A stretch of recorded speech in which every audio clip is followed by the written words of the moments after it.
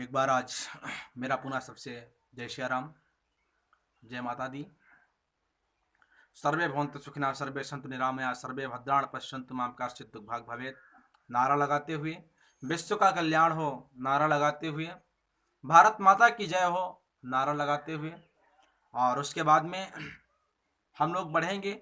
जो इस समय मेरे धर्म मंचों से खिलवाड़ हो रहा है, जैसा कि ये अभियान हम लोगों का, हम सबका सफल अभियान रहा है, सफल हो रहा है, परंतु इसमें अभी बहुत सारी विघ्न बाधाएं हैं। देखिए, थोड़ी सी जीत पर यदि कोई खुशियां मनाने लग जाए तो उसको जीत नहीं समझते, तो वह हार के बराबर हो जाती। चाणक्य नीति कहती है, थोड़ी जीत पर जीत का उल्लास मना लेना, जीत का हर्षोल्लास मना लेना अपनी पराजय का कारण बन जाती है। तो आज मैं पुनः इस बात को सबके सामने रखने का प्रयास कर रहा हूं। जिस प्रकार से मेरे धर्म मंचों के साथ में खिलवाड़ हो रहा है, परम आदरणीय राष्ट्रीय कथा व्यास, राष्ट्र संत की उपाधि प्राप्त किए स्वामी चिन्मयानंद जी महाराज ने माफी मांगी। उन्होंने साफ साफ कह दिया कि मेरे मंच से ऐसा हुआ तो मैं इस चीज को लेकर के माफी मांग रहा हूं। परंतु कुछ लोगों की जो माफी मांगने की स्टाइल है ना, ये जो माफी मांगने के क्रियाकलाप ये भी हमें हिंदू समाज को संकेत दे रही कि समझ लो अभी सुधरे नहीं है। ये देवी चित्रलेखा, जिसको लोग देवी कहते हैं, मैं ऐसे हिंदुओं से कहना चाहता हूं, देवी जितना आपने देवी इनको कह दिया दी, इतना देवी आपने सरस्वती को कहा होता, इतना देवी दुर्गा को कहा होता, अंबा को कहा होता, तो तुम्हारा कल्याण हो जाता। जितना तुमने चित्रलेखा को देवी कह दिया है, वो चित्रलेखा इतना ही नहीं, वो भगवान शंकर ने भी पार्वती से कहा, देवी पार्वती को कहा गया। जब शंकर ने पार्वती से कहा कि देवी मांगो, तब पार्वती ने मांगा क्या कि कथा जो सकल, कथा मांगी लोक हितकारी, जो हितकारी कथा है वो मांगी, उनको देवी कहा गया। और ये चित्रलेखा करी कथा को रोक करके अजान को प्रणाम करो, उनकी नमाज को प्रणाम करो।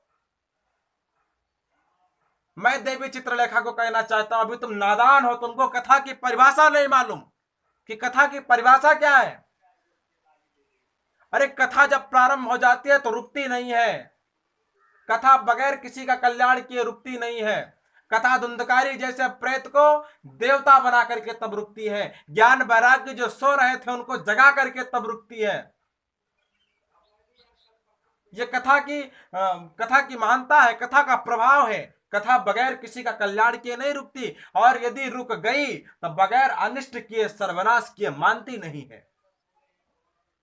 तो पहले तुम कथा की परिभाषा को सीखो। कथा की परिभाषा क्या है, कथा होती क्या है।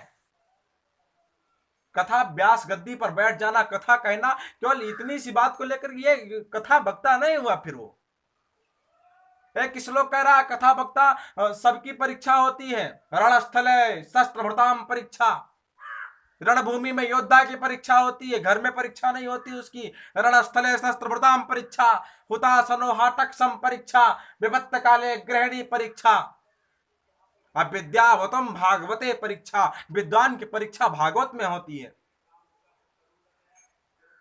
उस भागवत का अपमान कर रही हो तुम, और उसके बाद ने माफी भी मांगा। तो यदि मुझसे कोई गलती हो गई, अरे क्या गलती, तुमसे क्या गलती हो गई, कोई क्या जाने क्या गलती हुई है। तुम मंच पर बैठ करके ये कहो, सामने आकर के ये कहो, जैसे चिन्मयानंद बापू जी ने कहा, उनसे माफी मांगने के भी प्रकार सीखो। पहले सामने आकर के ये कहो कि मैंने मंच पर बैठ करके अल्लाह अल्लाह कहा है, अली मौला कहा है, उसके लिए मैं माफी मांग रही हूं।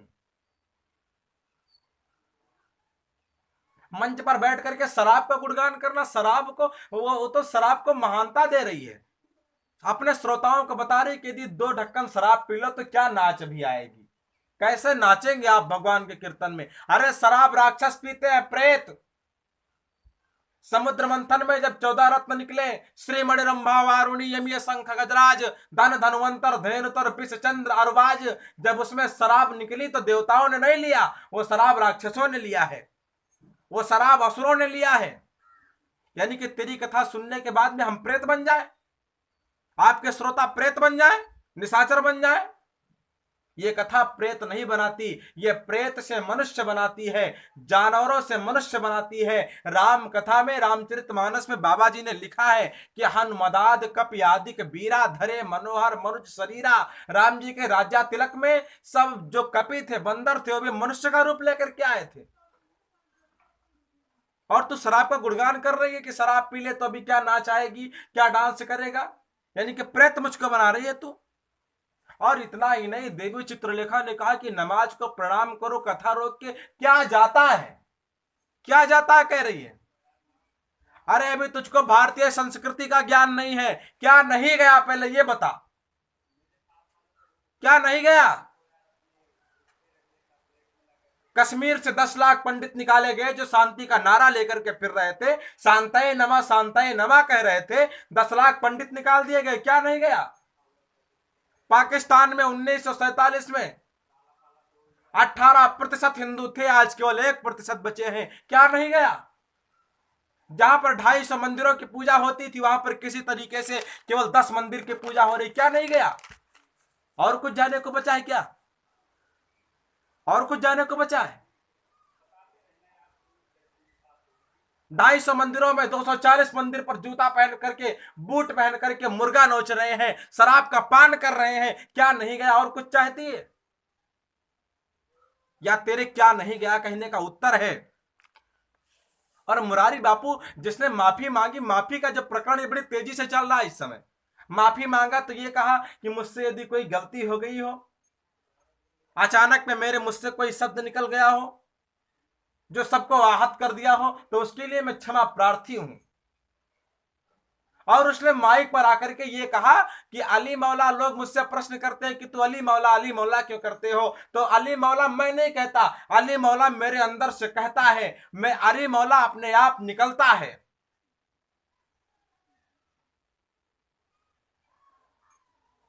यदि तेरे मुख से अली मौला निकलता है ना, तो तुमने बहुत बड़ा और बड़ा जघन्य अपराध किया है। तुमने संभाजी महाराज का अपराध किया है, उनका अपमान किया है, जिनके शरीर के खाल को चिमटे से नोचा जा रहा था और सामने मुसलमान खड़ा ये कह रहा था कि एक बार अल्लाह अकबर कह दे मैं तुझको छोड़ दूंगा। लेकिन संभाजी महाराज ने अल्लाह अकबर नहीं कहा, उनके मुख से केवल हराम निकला, हराम। तुमने संभाजी महाराज का अपमान किया है, तुमने गुरु गोविंद सिंह जी के दोनों बेटों का अपमान किया है, जिनको दीवार में जिंदा चुना दिया गया। औरंगजेब कह रहा था एक बार अल्लाह कह दे छोड़ दूंगा, परंतु उनके मुख से तो नहीं निकला। हकीकत रहा जो 11 साल का बेटा जिसको जिंदा काट दिया गया, उसके मुख से तो नहीं निकला, उसके आत्मा से तो नहीं निकला, और तेरे आत्मा से कैसे निकल रहा है? तुमने बहुत बड़ा अपराध किया है, जघन्य अपराध किया है। इसका तुमको प्रायश्चित करना होगा। और बगैर प्रायश्चित के मैं तो जनता भी, इसकी भी बड़ी भारी गलती है, इसकी भी गलती है, श्रोताओं की भी गलती है। गुजरातियों ने मुरारी बापू को महान बना दिया, पैसा दे करके, बड़े धनवान लोग होते हैं। मैं भी एक आध 2 बार गया हूं, देखता हूं उनके पैसा कैसे उड़ता है, मैं देखता हूं क्योंकि वहां पर मैं कथा कर चुका हूं। तो उन्होंने महान बना दिया, और उसके बाद में उसी मंच पर बैठ करके मेरे आत्मा से निकलता है, यानी संभाजी महाराज गलत थे, गुरु गोविंद सिंह के दोनों बेटे गलत थे, उनके आत्मा से नहीं निकला। हकीकत राय गलत था, उसके आत्मा से नहीं निकला, उसके मुख से नहीं निकला, और तेरी आत्मा से निकल रहा है। इसका मतलब कि तू इस्लाम कबूल कर ले, तू मुसलमान है, यह सिद्ध हो गया। यदि नहीं है तो माफी मांगने का जो प्रकरण है तेरा, इसको चेंज कर, इसको बदल, और सामने आकर के ये माफी मांग। ये मत कहे कि जो अपराध हो गया हो, कोई क्या जाने तुझसे क्या अपराध हो गया, किसी को क्या मालूम कि तुमने क्या गलती कर दिया। सामने आकर के सीधे ये कहो कि मैं मंच पर बैठ करके अली मौला कह रहा था, छाती ठोक ठोक करके या हुसैन कह रहा था, उसके लिए मैं माफी मांगता हूं। तभी जनता तुझको माफ करेगी, संत समाज तुझको माफ करेगी, और उसके बाद में कम से कम 1 वर्ष के लिए बहिष्कार हो जाना चाहिए तुम्हारा। और ये तुम्हारे लिए नहीं, यदि मुझसे भी कोई गलती होती है तो मुझको भी ये सजा दी जाए। मैं केवल आपके लिए नहीं कह रहा हूं। मैंने तो कई संतों को देखा मुरारी बापू को बुलवा करके कथा करवाते हुए, चित्रलेखा को बुला के कथा करवाते हुए। ये उनकी भी बहुत बड़ी कमियां हैं। मैं तो ऐसे लोगों की कथा नहीं करता हूं, ऐसे लोगों के यहां मैं नहीं जाता जो मेरी दलाली करते हो। जो पैसा देकर के मुझसे ये कहे कि मंच से ये बोल दो। मैं मंच पर बैठ करके राजनीतिक टिप्पणियां भी नहीं करता हूं, याद रहे। हिंदू समाज पार्टी के नेता अखिल किशोर जी मेरी कथा में गए थे और उन्होंने मंच पर जाकर के, ये अनिल जी आप मेरे साथ में जुड़े हैं, आप प्रत्यक्ष प्रमाण हैं, और मंच पर जाकर के 5100 रुपया चढ़ाए थे और उन्होंने केवल एक शब्द कहा था, महाराज जी मेरी पार्टी के लिए 2 शब्द बोल दीजिए। मैंने उनके 5100 रुपए को बहा दिया था। कहा बेटा ये राजनीतिक टिप्पणी करने के लिए दे रहा है, टिप्पणी के लिए दे रहा है। ये मेरा धर्म मंच है, सनातन का मंच है। इस मंच पर बैठ करके मैं केवल राम का नाम ले सकता हूं और कुछ नहीं ले सकता।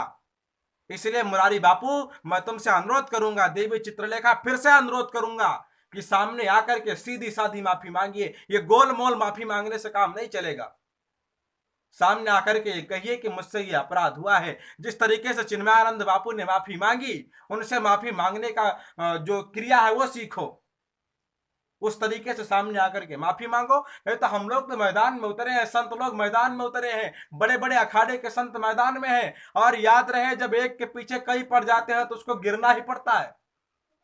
तभी तुम्हारे लिए संकेत है, सुधर जाओ, संभल जाओ, वरना इसका बड़ा भारी पश्चाताप आपको